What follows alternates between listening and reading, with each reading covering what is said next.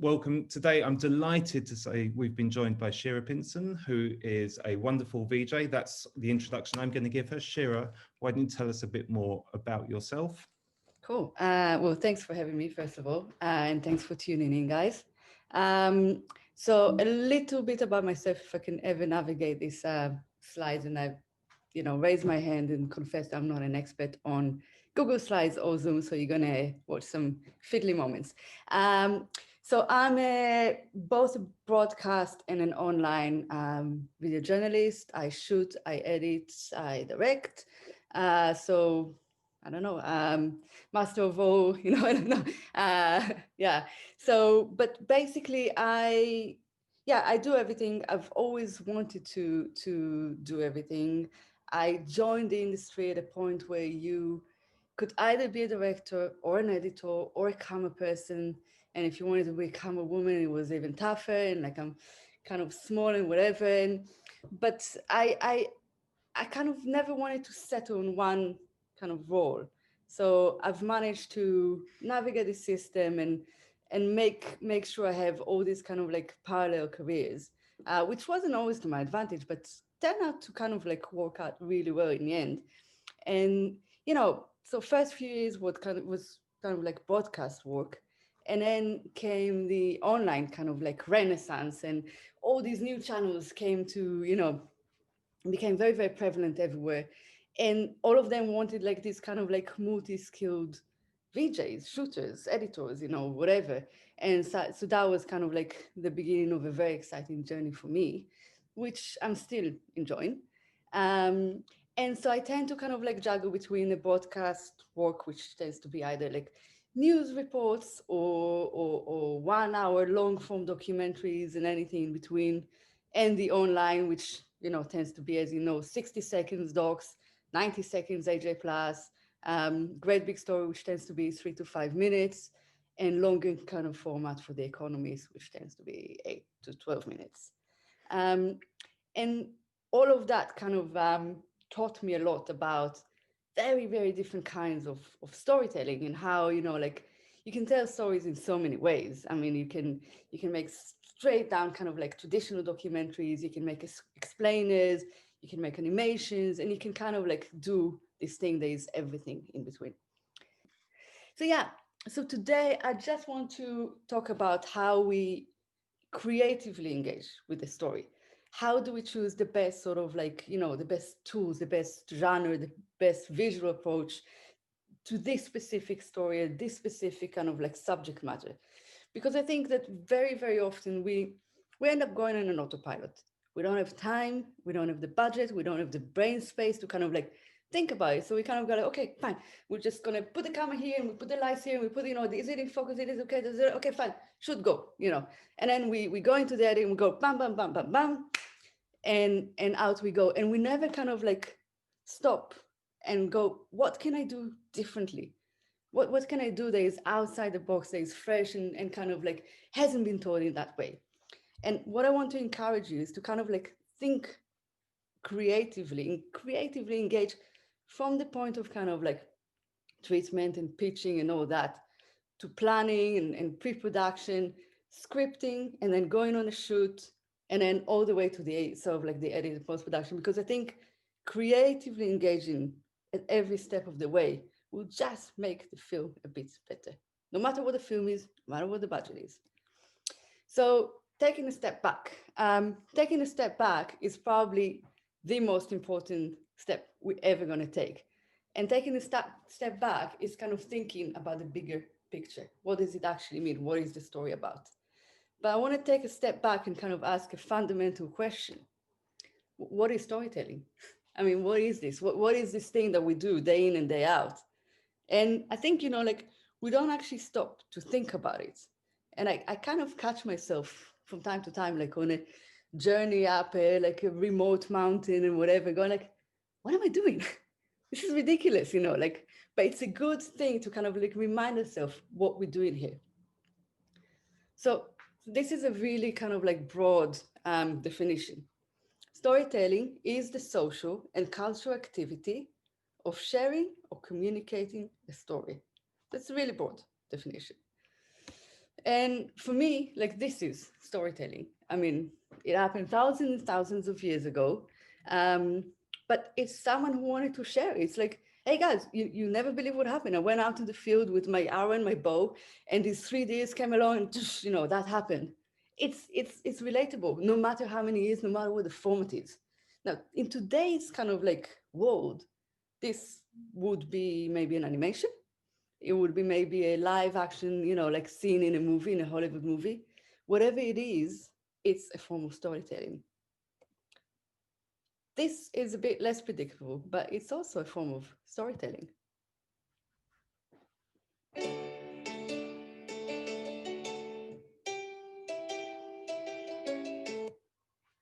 It doesn't have words, it doesn't have visuals, it's sound, it's music, but it tells me a story. If I close my eyes and listen to it, it tells me a story. It's abstract, but it's a story. Oh, I knew I'm going to have trouble with this. This is storytelling. Obviously, I mean, we all know books, but think about it. Within books, we have poetry, we have short stories, we have novels, we have memoirs, biographies, nonfiction, and kind of try to think how do we translate it back? So short stories, short documentaries, okay. Poetry, how can we make poetry in video? Can we do that? Yes, we can. I mean, actually, we can. So there's all these different sub-genres and all these different sub kind of like formats that make storytelling. So just kind of take it with you as we go along.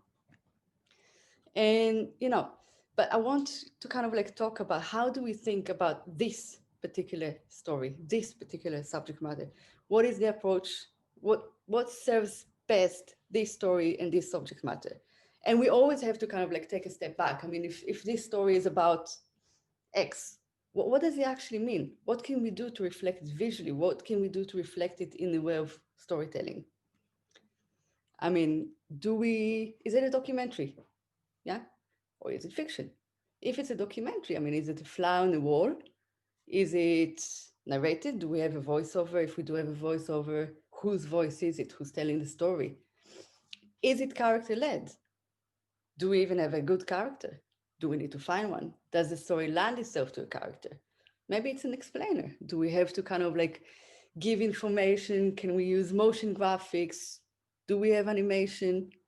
So these are all questions that we kind of need to ask ourselves before we even kind of like dive into to choose the treatment, to choose how we kind of like refer to this story. So Dan, do you have, yeah. We have our first question. Thank you, Rocky in Dakar. He asked about how you plan the story, but I know we're going to come to that in a little bit. He says, what is the first thought that comes into your mind when you have a story idea? And what do you do when you've got a great idea with a boring visual? Yes. So what is the best thought and what is the visual idea? Yeah. What's the first thought that comes into your mind when you have a story idea? What's the first thing you're thinking of? So that's a really good question. I mean, the first thing I try to think about is what is the bigger picture? So I'm going to give you an example, which is not in this slideshow, but I can refer you to a link. So I made a film about a blind wood turner for the BBC, actually. And it's a guy who became blind for, through a very kind of like a rare disease when he was, I think, 40. All of a sudden, within 4 weeks, he lost his eyesight. And he became a wood turner. So he kind of like, he carved a piece of, like glass or a piece of a bowl, whatever, through this really quick spinning lathe, So you put a piece of wood in it, you start carving, and it's a really dangerous craft anyway, but it's really dangerous if you can't see what you're doing. I mean, it's insane. And I found this story like by complete coincidence. I typed something into Google and like wood turning came, and I was like, what the hell is wood turning? And then kind of like started looking at blind, just see what it is. It was a little article in an Irish local newspaper, and I just fell in love with the story. The guy is, by the way, from Manchester. So why am I telling you this? Is because like for me, like the first realization after speaking to him is that this is not like about a blind person doing something crazy, like, or daring. This is about like a man who says like, I'm not disabled. I am so able. And he told me like this really beautiful sentence in the film. He says like, for me, disability is don't diss my ability. So don't undermine my ability. And so for me, it was just a story. Like, it's not about wood turning. It's not about blindness. It's not about Chris Fisher. It's about how we can all kind of like challenge ourselves to do things that we don't even think that we can do, but we can do them. So it's like, it's kind of like stepping back in your head and going like, yeah, okay. So this is the story, but what is the bigger picture? What does it mean? Kind of like going further and further, up. So that's like my first kind of, like approach to it. Um, in terms of visualizing kind of like difficult subjects, we're going to get to it a bit later. But I think that's kind of like, it's the main challenge. And sometimes we land into kind of like these kind of subject matters that are not visual by nature. And again, it kind of like, you need to think creatively, like, okay, what can I do with it? So so thinking creatively usually comes with, like, what is the actual meaning? What am I trying to say? I don't know, it's a bit abstract to describe. There's no like a kind of like a 5-step recipe to how do I arrive at a good conclusion. But I will give you an example later and hopefully it will clarify things a bit. Lovely. So going back to our, different genres. So there's all these genres and subgenres, et cetera, et cetera. And what I want to kind of like encourage you to think about or realize that you can do basically is choose your own toppings, create your own genre. Um, so you don't have to commit to say, oh, I'm just going to do a flower noir documentary, or I'm just going to do animation. You can kind of decide that what works best for your story is a combination of all of the above. I'm going to have a little character here and I'm going to mix it with a bit of animation. Then, like there's nothing stopping you from like sort of like choosing your arsenal of tools, basically. Um, and I think the next question is, how can I tell this story in a way that is fresh and different? And again, it's very easy to kind of like sort of like land into this world of like autopilot. Like, we've seen these kind of documentaries 100 times before, which is going to kind of like do the same. And that's fine, because documentary filmmaking is a language. It's got rules, it's got clear grammar. You have like an establishing shot and an insert, a close up, a mid shot, a reverse, all of that is a language. And if you follow the grammar, you communicate. I mean, it's great. You're using the language to your advantage. There's nothing wrong about it. But there's also the possibility to push it further. So I want to kind of like play a couple of clips. It's an Ed Sheeran documentary by MTV and an Ed Sheeran documentary by the New York Times. And it's not because I'm an Ed Sheeran fan at all. It's really, really nice. But it's because I think putting the two side by side will illustrate the difference between using the grammar in a perfect way and pushing the boundaries. So let's play the first clip. You get it fed to you from a young age that the music industry are evil and they change people. And I guess I was very resilient and just like, no, I'm not going to be changed. All of you, I'm gonna play the music I want to play. And I guess that was my initial reaction. And then the more I thought about it, I was like, but I want to be on Radio 1 and I want to break America and I want to have my music get out there.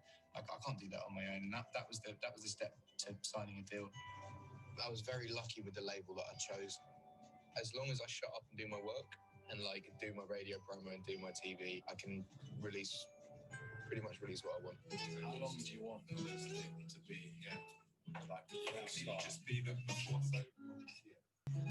from writing a song to recording a song to releasing it. But that's a very classical self-authored film. Exactly. I mean, it follows, like very simple and perfect. I mean, impeccable grammar. You have an establishing shot of the pub. You go into the pub. You got two cameras. It's really nicely lit. It's his, local pub. And then you go on this journey to London. So he's going on a journey to London. While he's in the car, he's talking to you. Then you have cutaways of, like London. Then actually there's an establishing shot of the studio, which I cut out for time. Like the whole thing really flows, right? And there's nothing bad about it. It's perfect. There's also like the bit in the studio, which is more kind of like a bit of a fly on the wall, you know, handheld camera, kind of like captures the atmosphere. And I want you to remember that bit in the studio, because the next film we're going to see is the birth of The Shape of You, like one of Ed Sheeran's hits, and it takes a very different approach. So let's take a look at, not this one, You get it fed to you from a young age. not this one. Okay, let's try this again. There you go. Dad started doing that thing on the guitar that he does.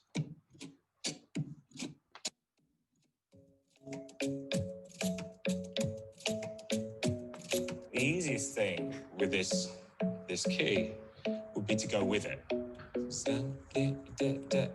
Like of the rhythm, Ed goes completely against that. He's almost the percussion with it. So club isn't the best place to find the lovers of the bar is where I go. And that keeps the pace up. The bit that went, girl, you know I want your love, originally was, girl, you know I want your love. So once you've heard the first 10 seconds, there's no more learning to be done when it comes to the hook. Then everything else is a surprise. It's so minimal that every time something new does come in, it's you hear it. Stop and the man on the jukebox, and then we start to dance, and I'm singing like girl. So the first time I saw this, it really blew my mind, because I've just never seen anything like this. And yet, I mean, it was so appropriate. Like, it kind of like, it takes you into the world of creating a song, which, I mean, it happens potentially in a physical space in the studio, but also happens in a kind of like in an inner space. And these guys share that inner space.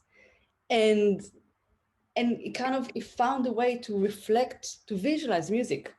And that goes back to the first question we just said, you know, like, so these guys, I didn't make the film. I can't get into the heads of those who did, but I think they took a step back and they went like, how do I visualize a song and the making of the song? How do I visualize music? And for me, as a non-musical person, that really helps me understand a song, because I can see it. I don't operate through sound, but if you show me what music looks like, I get it. And they also kind of like, they created this like space, which is like a virtual space. It's like they're using a white infinity studio. Maybe the three people in the film are not even in the same space at the same time, but we feel that they are in the same space. So it was just kind of like a completely new, fresh approach. It wasn't following the classic grammar, but taking it to kind of like another level, and the level that I've never seen before. And if I'm surprised, I'm engaged, you know, and that's how you need to think about like your audience. How can I keep them surprised so they're engaged? But yeah, I kind of like, you know, I can hear you on the other end of the screen. Oh, yeah, seriously. I mean, like, what do you think? You know, like, we'd never have those budgets. We'd never have enough time to think about this, to create this animation, to hire an infinity studio, you know, like, yeah, and you're right. I mean, these are all really expensive, time consuming, and 9 out of 10, you wouldn't have the time. I don't have the time. Even when I have like bigger budget, kind of like projects, there's always like a production manager who kind of comes in and clips my wing from this side, and you know, I kind of the executive producer that come and clips your wings from the other side, because this is the reality. But within that, how do we creatively engage? And I'm going to argue that, you know, creativity does not equal money. Actually, the opposite. Like, a lot of the time when you have a lot of constraints and restrictions, money, time, situation, whatever, that's when the best creativity kind of comes to play, because that's when you need it the most. So I want to give you like a short example, unless there's any questions we want to take. No? Good. We're all good at the moment. Fine. An example of a film I made for The Economist. And I think that answers the other half of the question, you know, how do we visualize stuff that are difficult to visualize? So I was making a film about doping in sports, drugs in sports, and about how the Olympic Committee, the International Olympic Committee, and WADA, the World Anti-Doping Agency, are completely corrupt. They are meant to be kind of like separate bodies, but they're all kind of like, you know, intricately kind of connected. It's all this inner circle of kind of like, you know, boys club. And it's all about power and corruption. But how do you show power and corruption on screen? I mean, these are kind of like intellectual kind of ideas. So for £10.99, I bought these guys, 100 pieces of these like little white guys online, and I filmed this. And I'm not showing this to you because it's genius and groundbreaking or anything like that. I'm showing this to you because it was a solution. And that was about 2 minutes out of a 8 to 10 minute documentary. So it really did, like these 1099 guys did a lot of work. WADA was set up to be the anti-doping watchdog and to write the rule book that would dictate best practice globally. But WADA's independence is questionable. Rob Keeler has unparalleled insight. As the former deputy director at WADA, he knows the pressures facing the agency. As WADA became stronger, there was resistance from the Olympic movement, where there was a desire to have more control. When you lose control, you lose the ability to dictate the outcomes. We need to understand that WADA as an institution is weak. So yeah. How did you get that idea then? At what stage in the process do you think, plastic figures is what I need here? Plastic figures are always the answer. To be honest, I was thinking about it before the presentation, and I don't remember exactly at what point. I think, if I'm really honest, it wasn't in the planning stages. It was somewhere when we were like, kind of like, we had the interviews, we were working on a script around the interviews. I mean, we had graphic elements, and it was becoming kind of like, obvious there's too much. We don't have budget, we don't have time. But also like, I always want to look for something creative to shoot, because otherwise you end up like shooting a sit-down interview, relying heavily on, I don't know, some kind of archive here and, you know, Reuters AP there, Getty here. But you don't get to kind of like do something interesting. So I'm always kind of like trying to find like, okay, what can I do? I mean, like in half a day on the table in the cafeteria, what can I do? So I don't remember at what stage exactly did it happen, but yeah, I think sort of like early stages of the edit probably. So Ganesh from India has asked, how do you write and storyboard the script? Can you give us 3 important things in storyboarding and scripting?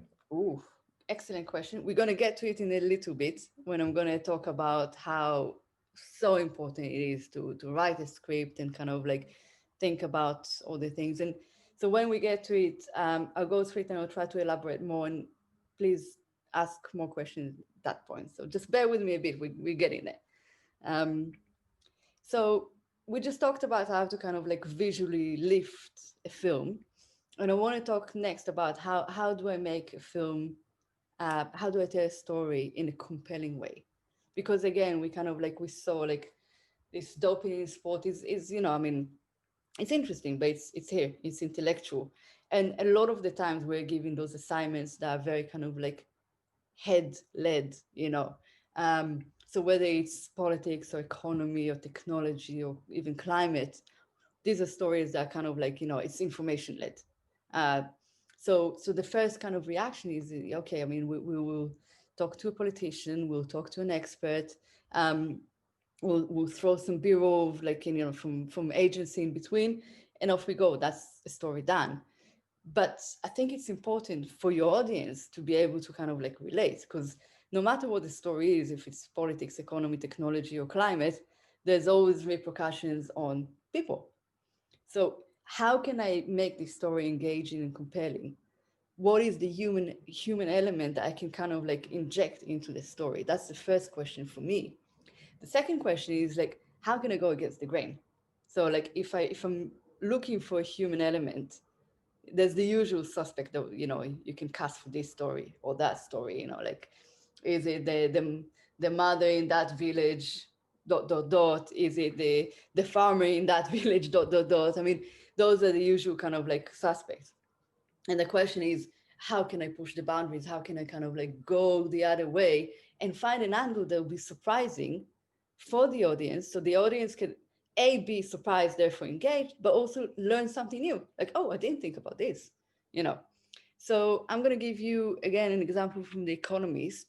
It was last year. I was tasked with making a film about Huawei, the phone company, and the kind of like the trade war and all that. And I was seriously bummed about this. I thought this was like the most boring subject ever. And how do I even make it interesting? I mean, it's like, okay, we had an interview with the CEO of Huawei, which was an amazing get. And that was the excuse to make the film. But that's boring.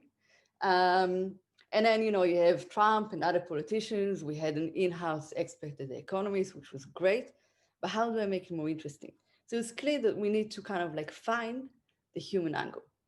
Now, the usual suspect in that case would be a young business in Africa that's benefiting from affordable internet network, which is what Huawei is doing. They're putting like the infrastructure across the world, which is much more cheaper and, you know, affordable. It's not just about the phones. And then we thought, you know what, let's just go the other way, you know. So this is, you know, America imposing restrictions on Huawei, but also restrictions on using Huawei in America. So let's find the American that is getting, you know, screwed over, excuse the French, by these kind of like restrictions. And we found Joe, who is a business owner. He's serving a remote community. His farming community is relying on this internet, you know, accessibility, and he's providing the internet in cheap, you know, and affordable prices. And he's, you know, he's about to suffer greatly. His business is about to suffer greatly. So I'm just going to play this short clip. 美国基于什么政治目的我不理解。5G 这个问题呢，毕竟5G 只是一个技术商品，它只是一个工具。5G 政治化可能是一个错误。As the argument rages over the security of Huawei's products, the effects can be seen in some unexpected places. The biggest issue, I think, with all of this political turmoil surrounding the Huawei name is uncertainty. Joe Fresnel runs Eastern Oregon Telecom, a small network serving the people of this rural area. In rural, remote areas, it's hard to connect with people. And so the internet becomes this really important way to connect with community. Herb, how you doing? How are you, Joe? The problem is that the network here relies on Huawei technology. So you're using the internet from Eastern Oregon Telecom to be able to Yes. run, monitor, control all of these pivot irrigation systems. I have no idea how we do without it. The Huawei equipment was 30 to 40% less than everything else on the market, and it's more capable and more reliable.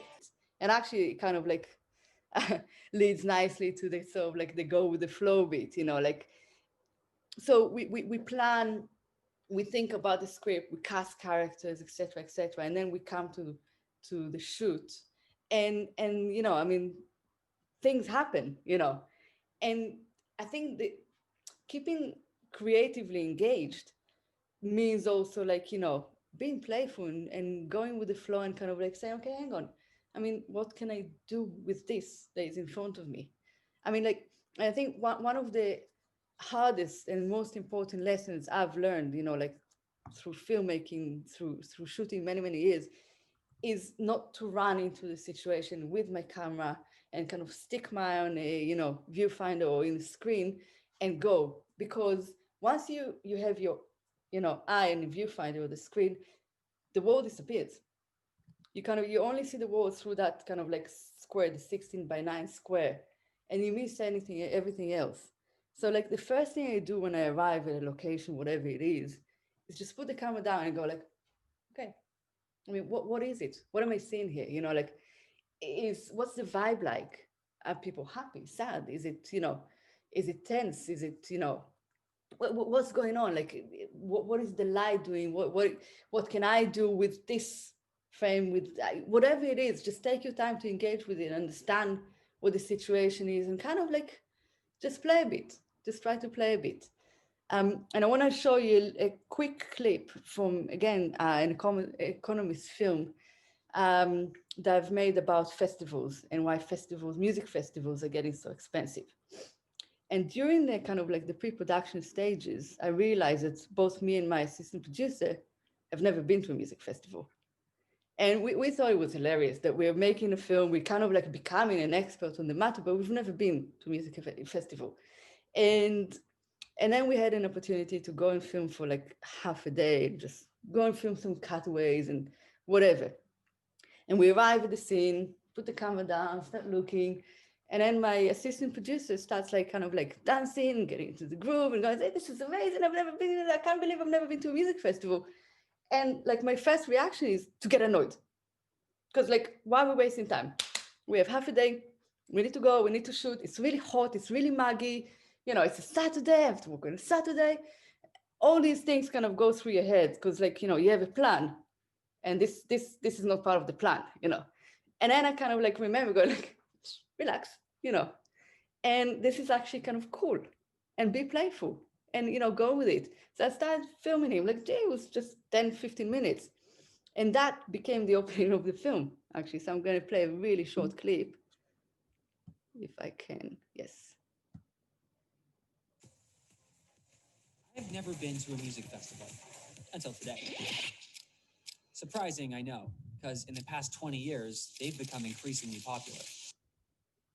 So there you go. I mean, that would never have happened if I wasn't able to kind of just, you know, relax, enjoy the moment, see, okay, what's going on around me? This guy is kind of like goofily dancing. Let's just go with it. You know, let's try something.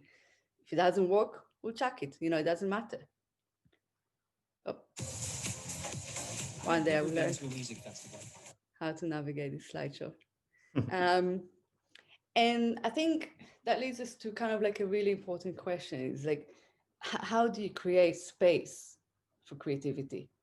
Because creativity doesn't kind of happen if you press, you know, if you order it. It doesn't work if you force it. And the key to creativity, and you're going to get very annoyed with me right now because this is not the answer you're going to want to hear, but the key to creativity is planning. Because we can't kind of like open the chakra and channel our energy if we have all these like extra pressures that, you know, we have when we come to film.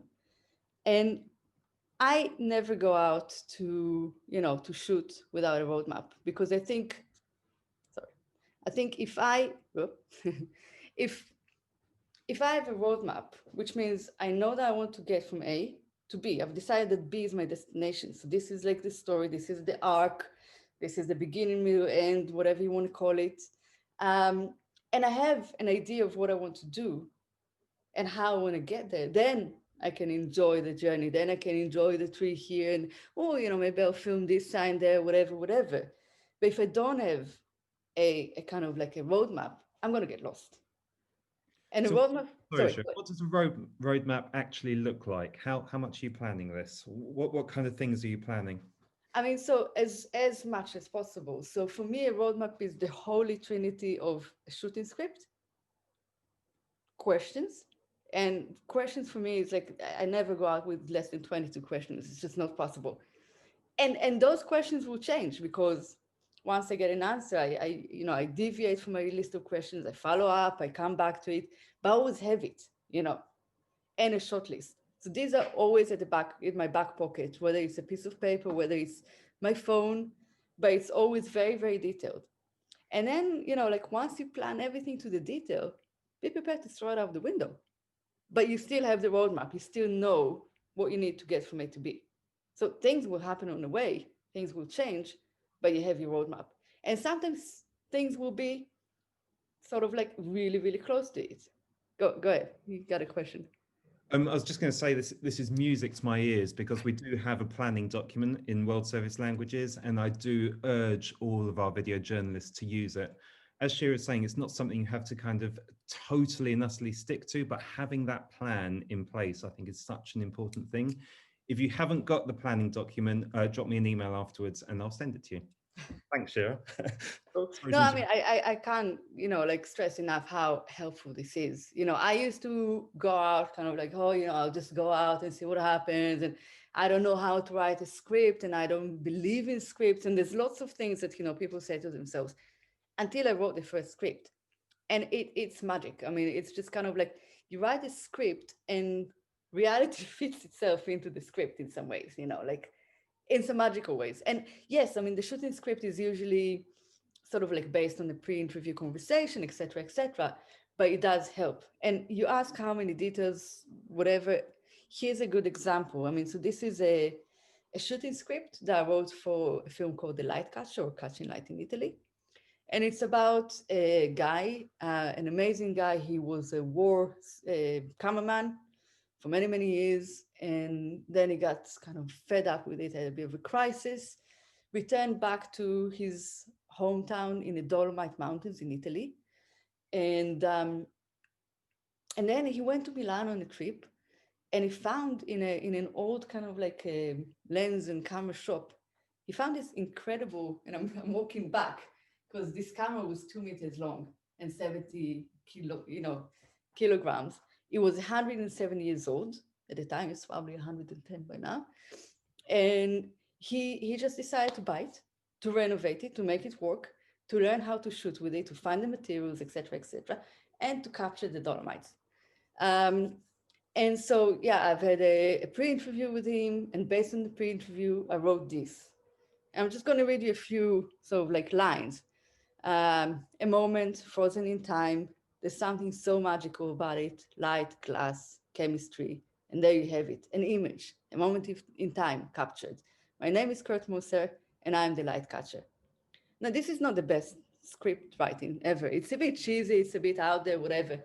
And then if you look on the kind of like the other side of the script, there's, like close up, adjusting the light, preparing the glass, wearing gloves, looking through the magnifying glass, etc., etc. So I really sort of like plan this in details. I know that I have this scene and this scene and that scene. I've never been to his studio. I don't know what it looks like, but I know what I want to get. Okay, and so just bear this in mind. I'm just going to play you a short clip of this. It's catching light. It's catching a kind of invisible light, which is very different. I don't know whether I catch dreams, most probably my own dreams. My name is Kurt Moser, and I'm the light catcher.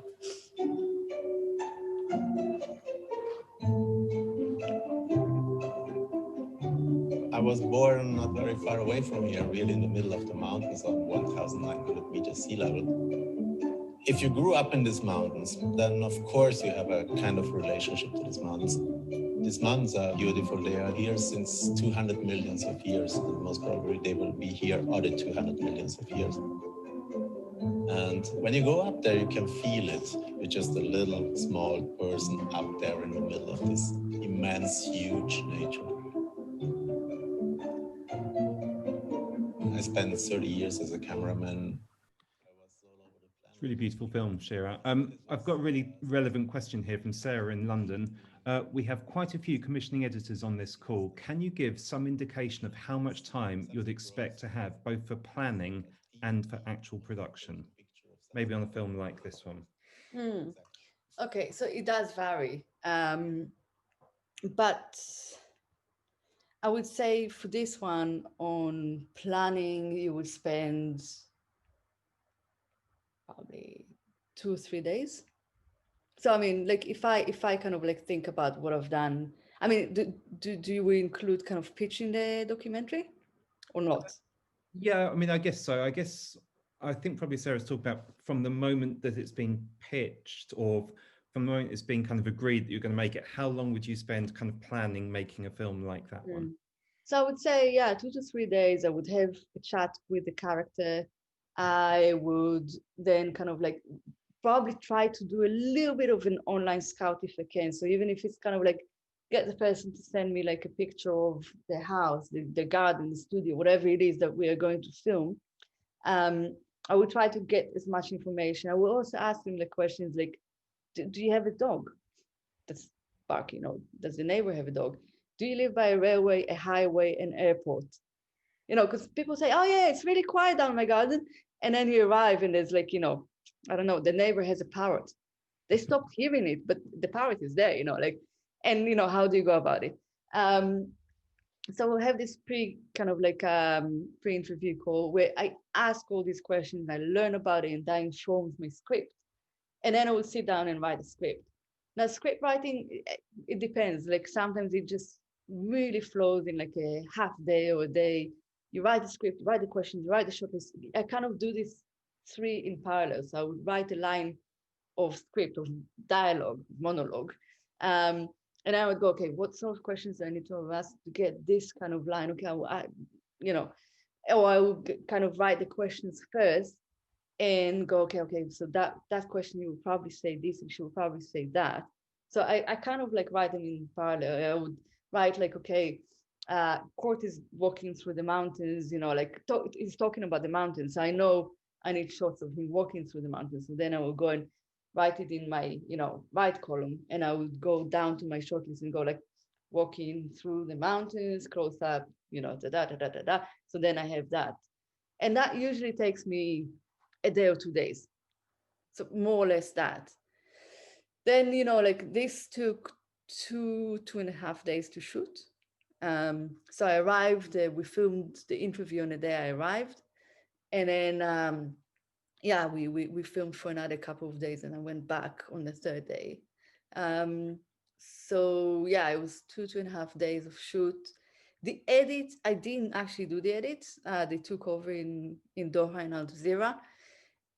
They took a lot of time in between other projects, so I don't know how much time they dedicate. I would estimate that would take about a week, maybe a bit more. Depends, you know. I don't know. Does that kind of answer the question? Yeah, it does. Yeah. Not all of our listeners today will have that kind of luxury to have that kind of time. I would always say to any video journalist, if you've just got 10 minutes to do your planning, spend 11 minutes doing the planning. You know, whatever time you've got, you know, maximize it, because the more you plan your piece, the less I think that can go wrong. Yeah, definitely. And the more liberated you are to kind of like just relax and think and kind of like have the opportunity to say, okay, let's do something different, because I know where I'm going. So I would agree. I think, you know, like if you have half a day or 1 hour, just write whatever you can and stick it in your pocket, you know. Because also, like, you know, you get to a situation, you get really stressed because all of a sudden, like, it was supposed to be a sunny day and now it's raining. The light is, you know, like in the wrong direction. The character is really annoying to work with. Everything happens, you know, like a battery fails. You have all these layers and layers and layers of stress. So if you can just stop and refer to that little list, it will help you. So it doesn't have to be a super detailed script. It doesn't have to be thought out, you know, to that extent, but have something in mind, you know, in the back of your pocket. So, and that kind of leads me to, you know, yeah, we always, like 90% of our job is dealing with problems and failures. Like whether it's, you know, the failed battery, the failed camera, the weather that's ganging up against you. There's like always a sound issue. There's always an array of problems and failures, and like, and missed moments. You know, you kind of like you set up the camera, the horse is about to come, bam, it's out of focus, or bam, you forgot to press record. There's always like these kind of like issues. So that's 90% of our job. And I think, you know, like we can get very, very frustrated, basically, with all these kind of problems and failures, but we can also creatively engage with them. And if we creatively engage with them and try to find a way around, and also kind of like, let's not take ourselves too seriously, like it's okay, you know, kind of thing, then, you know, fun things and creative things happen. And I'm going to give you a quick example from a great big story film that I've done. We went out to West Sussex. It was me and one of the great big story guys, who's a great big friend as well. But the poor chap forgot to charge the time-lapse camera. And we had planned to do a time-lapse of this guy who builds these amazingly weird boats. And we were supposed to do a time-lapse of him working in his workshop. And we get to the day and like the camera is not going to work, and that's it, it's too late, we don't have time. So what do we do with it? So first reaction is to get really annoyed. Okay, fine. But then that's not helping me make a film. So then it kind of like, you know, I look back and I look at this space, which is really weird. It's on a boat, but it's a workshop. And I have a wide lens that can capture the whole kind of like space. And this is what we've done with it. And that kind of became my trademark, and great big story, fell in love with it and took it on board. So let's just have a look. I do think it's a particularly free lifestyle just because I can build it and design what I like. I don't have building regs, I don't have planning permission. Now, I know what you're thinking. Why on earth is there a bus or a scrap car on a boat? I just want to know what it's going to look like. It sounds like a fun idea, I'll go for it. So, yeah, I mean, this trick What I like, kind of regs, I don't have planning. became a whole thing and a whole part of the Great Big Story language. But it wasn't like, you know, a planned idea. It happened because we had a problem and we had to find a solution. And I actually kept this guy's kind of like final line of why he's doing all these things. And let's just listen again. I just want to know what it's going to look like. It sounds like a fun idea, I'll go for it. And that kind of like, for me, captures the essence. It sounds like a fun idea, I'll go for it. I'll try to do something. I'll try to put a bus on the boat. If it doesn't work out, it doesn't work out. And I think we should do the same with kind of like, with our storytelling. I do think it's... Sorry. But I want to kind of like give you another example that leads us into post-production and how a creative engagement or a problem-solving kind of approach goes into post-production. So this is a film I've made for BBC, and it's about a dancer who is also a rabbi in Jerusalem, in Israel. And in Judaism, the two are completely devoid. Like you cannot be a rabbi, a religious person, and a dancer, you know. But these guy and guys were really, really passionate about becoming dancers, and they formed an ensemble of religious guys, and they kind of like, they tried to reconcile these two worlds. So I thought it was a really interesting story, and I went to film it. And, you know, I love dance, really love dance. And I thought it's going to be really great. I planned it, and I was like, the concept of it is, you know, like you're going to have like, you know, parts of body kind of going in and out of frame. It's going to look so great. And I arrived at the studio, they were rehearsing for me, and nothing works out. Yeah, nothing works out. I mean, like they have like this big wall, which is windows. So there's like really like strong light coming in. The other wall is mirror, which is great, but it's also like, it's very limiting because half of the time you're going to film yourself. It's like whatever angle. And then the two other walls are just complete mess, you know, like things hanging out and the piano and the this and the that. It looks awful. And the lighting looks awful. And I don't have the right set of cameras, of lenses. I don't have a long enough lens, and I'm really into trouble. And as we go through the day, I realized that I'm just really, really not good at filming dance. I really suck at it. It's a whole skill. I don't have it. What do I do? And so the next day, I had a half day with him. And I was like, you know, do you mind just kind of like standing and just dancing to the camera? So, you know, you go in and out of focus, the hand comes in, etc., etc. I'm much more in control. I can do this better. So let's, you know, like watch a quick clip of what I've filmed. אני מאז ומעולם לא אוהב תיוגים. אני מרגיש שצריך לקחת כל מושג ולפורר את הקליפה החיצונית שלו. ומה זה רקדן? רקדן זה אדם שלומד את חוכמת הגוף ומביע את עצמו דרכה. זהו. I got into the edit and I was like, okay, but you know, the guy talks about the Bible all the time, and what, you know, like he goes to the script to kind of like find things that the Bible says about the body. And what do I do with it? Like, how do I reflect it visually? And I just, you know, I was in my home, editing from home. And I was like, well, I got the Bible somewhere here, surely. So I picked up the Bible and started filming a bit and kind of moving focus and moving the Bible around and just playing with it. And this is the end result. וככל שקראתי עוד ועוד, הפער היה עוד יותר גדול, כאילו כמה דברים טובים אתם אומרים על גוף. ושהנשמה שוכנת בגוף, וכל עצמותיי תאמרנה, all my bones will say, כאילו העצמות שלי מדברות עם אלוהים. איפה זה? אז פשוט התחלתי לחפש, והיה קשה מאוד למצוא דברים שהם כשרים הלכתית, כאילו זה רק גברים. בחור דתי לא רוקד עם נשים. יש הרבה אנשים שלא מבינים מה זה אומר. אתה רב, אתה רקדן, ואתה מלמד תורה. מה? So So again, I mean, I'm showing it to you not because I think it's like extraordinary and everybody should see it and whatever, but it was a solution. And it was a solution to a problem. It was a kind of like, how do you creatively engage with limitations, with imperfections, with something that didn't go very well, and how do you creatively engage to reflect something visually that's going on in the story that is the subject matter.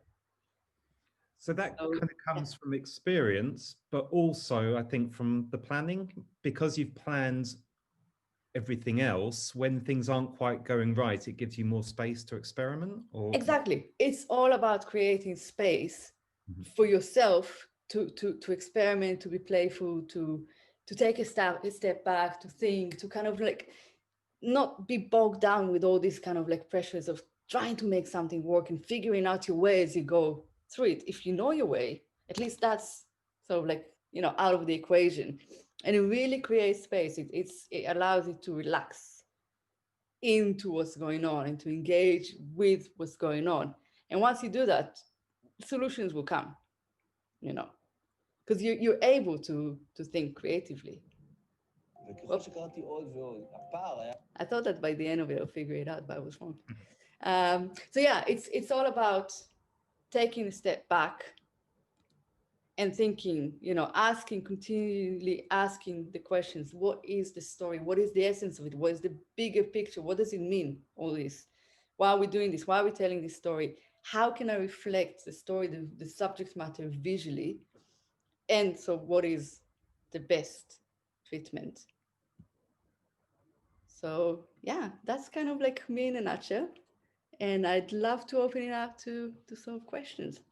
We have some questions sent in. I'm going to ask them in kind of the most logical order that I can. The first one has come from Nabiha, who works for BBC Minutes. She's saying that a lot of her films at the moment, because of the pandemic, she's having to do a lot of remote filming, i.e. getting the contributor to do the filming for her. Yeah. What tips could you give her in order to make more kind of visually appealing content? Yeah.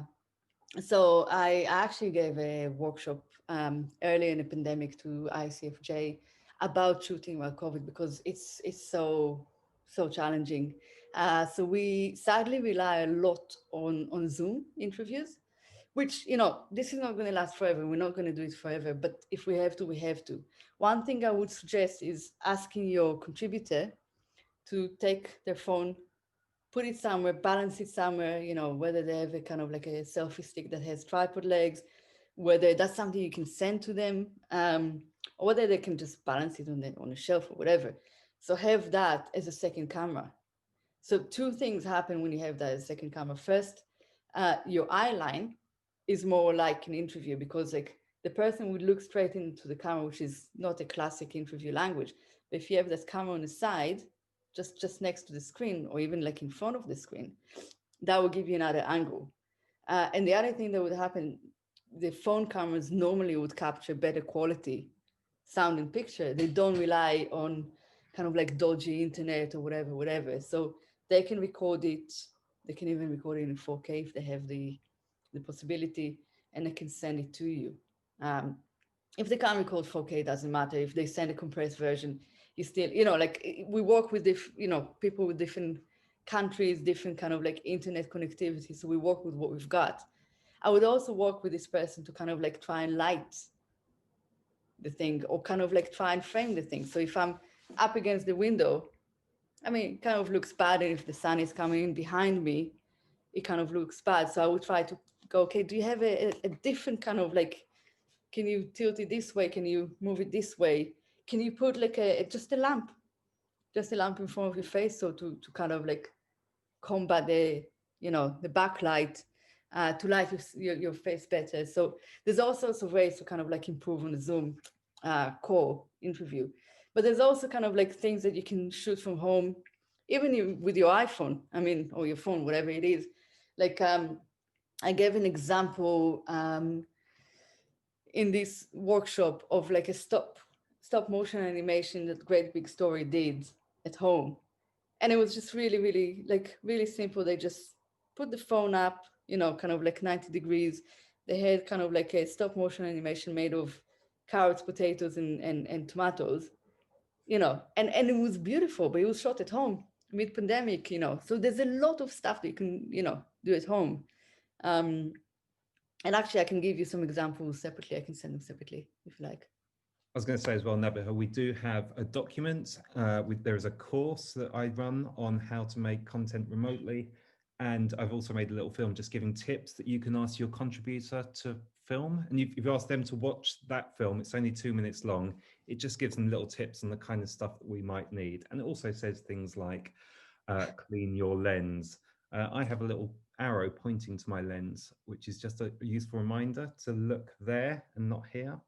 Just there's little tips you can give your contributor to help them make better content.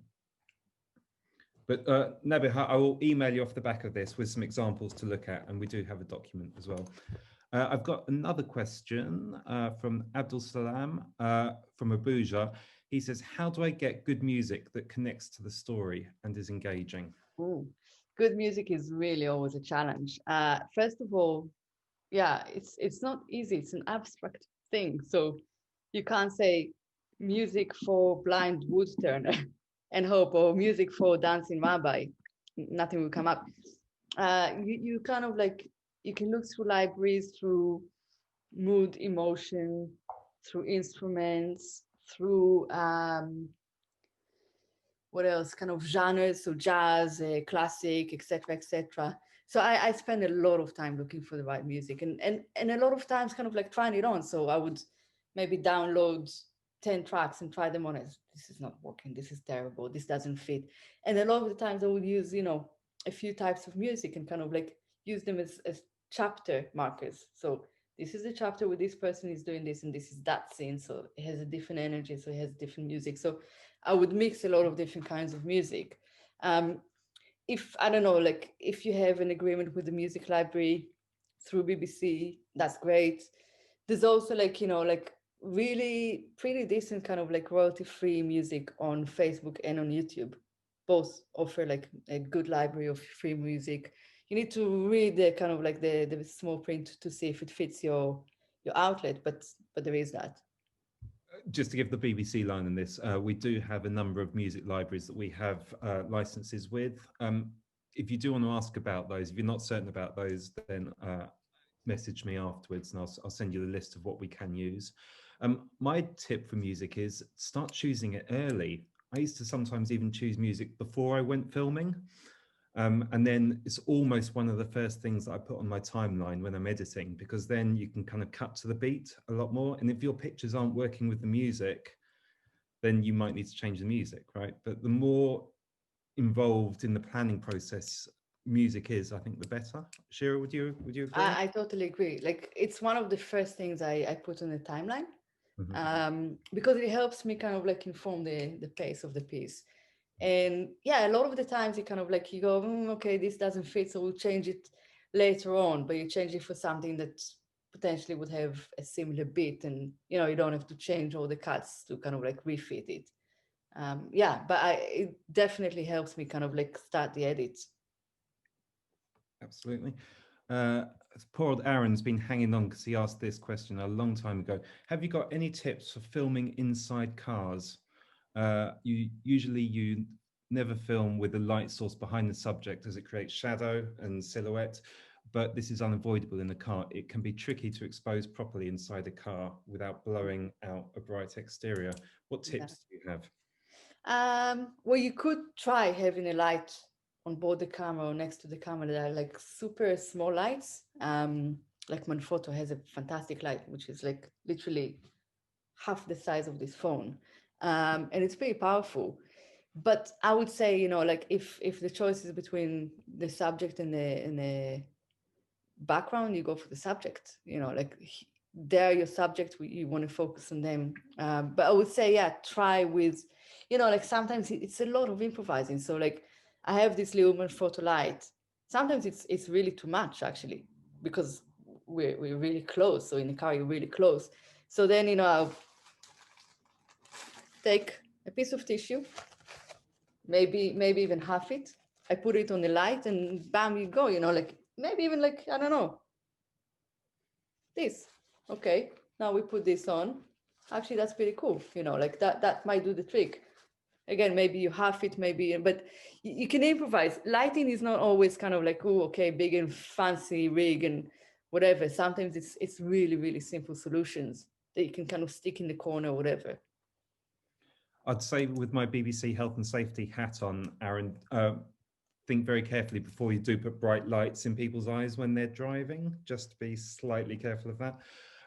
I'd always think, well, if you fill the screen with the person's face and then do a nice big close up of their hands on the steering wheel, and then a shot out of the window, maybe a shot onto the kind of the mirror of the car, that will get you a nice sequence anyway.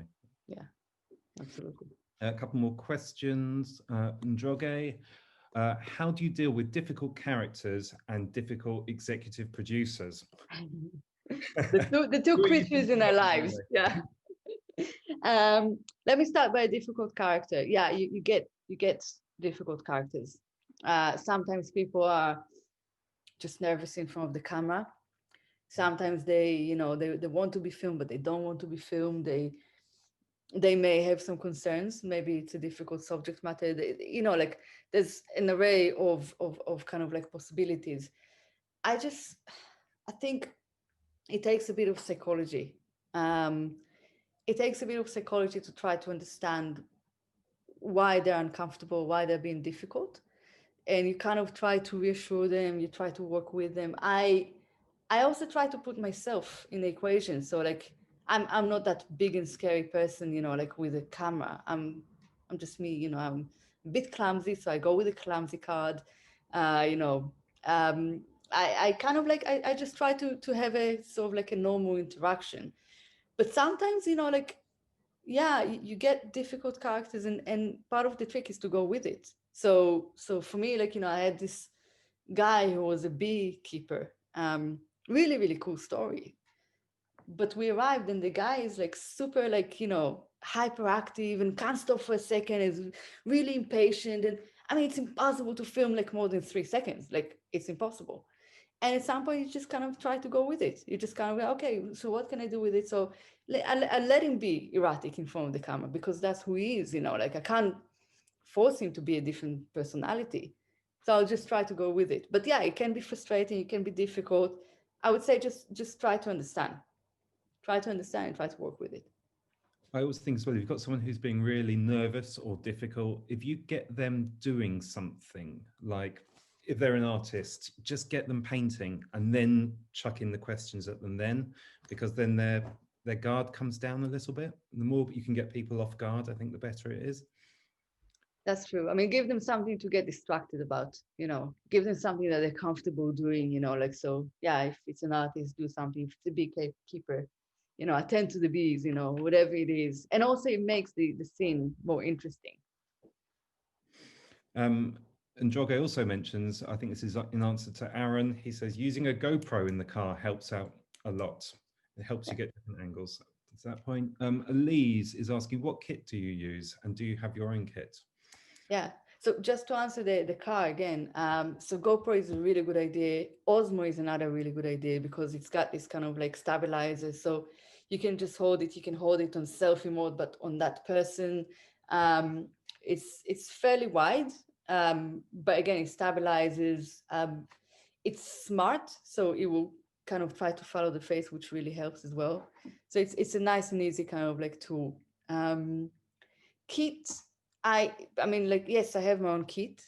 I have actually really sort of like outdated camera because I didn't need to use my own camera for the past few years. So I had a C100, which I still have. If you ask me what I would probably get today, it would either be a Sony A7S, if I had a lot of money, F7S? SF7, or a Canon, 300 Mark II. I mean, like there are lots of different kind of like degrees and budgets. I would say like it's not just about the camera. It's also about lenses, and it's also about how you operate the whole thing. Like you can have a pretty mediocre camera and do wonderful things. You can have an average camera with 2 lenses and do amazing things. And like, it really depends. I mean, yes, we all love gadgets, and I I would buy new equipment at every sort of opportunity and excuse. But it's really not just about that. At the end of the day, we're telling stories, you know. It's about getting the right camera, I think, for the shoot as well. If you're doing like a uncontrollable situation where you're turning up and filming an event, the last thing you need is a DSLR where you've got to change lenses all the time. So exactly. And a big bag you have to kind of like with you. Sometimes it's just nice to have one camera that hangs from your shoulder. It's light and easy. Sometimes, you know, you'd go for the script, you know. There's really nothing wrong about shooting with your phone. I mean, like I love it. I do it on a daily basis for stills. Like I stopped using a camera for stills because it's just too much hassle. And I get like pretty good result kind of like, you know, doing this. And in some situations, I'll just film with the phone for whatever reason, because it's easier to do this, because I'm more discreet, because. So there's, you know, like choose the right tool for the right sort of like battle, I guess. Aaron's also asking, what are your go-to lenses? So I guess if you had to take 2 lenses on a shoot, which 2 would you take? Only 2. It really depends on the story. 3. Okay. If it's 3, I would probably take 50 for everything normal. Right. Yeah. Yeah. A macro, because I really love the look, and like I love shooting details. I love shooting close-up, and that really allows me to do that. And then I would personally go with the sort of like, I have an 11-16, which is a really wide lens, which is just wacky. I mean, it's just, it kind of like, it makes everything a bit weird and wacky. And also it allows you to kind of like, if you're in a really small room, car, whatever, that sort of captures it. So those are my 3 go-to lenses. This has been an amazing, amazing session. I think we've answered everyone's questions. If anyone else has any questions, I give you permission to unmute and shout them out now. Go ahead. Don't be shy. Don't be shy. Come on. In which case, can I ask you all to unmute and say thank you very much to Shira, who's joined us, given up so much time and so much information. Thank you, Shira. Thank you, Shira. Thank you so much.